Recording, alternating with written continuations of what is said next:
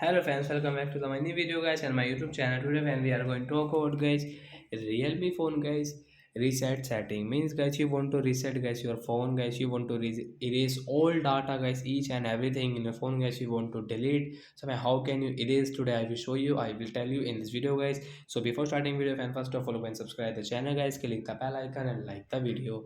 So friends, now let's see how can we erase all data in Realme phone device. Open your phone setting guys. First of all, after on phone setting, we will scroll it and then we will click on guys this mobile Realme phone, this system setting guys, tap here, then guys again scroll fans, you can see guys your backup and reset guys, tap here guys, you can see reset phone and fans you can see erase all data guys.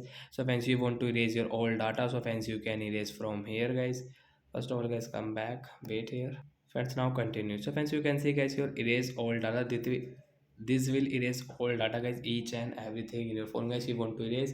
So you can erase from here guys. So I will not erase guys. I don't want to, but guys I am telling guys you want to erase, so you can erase from here.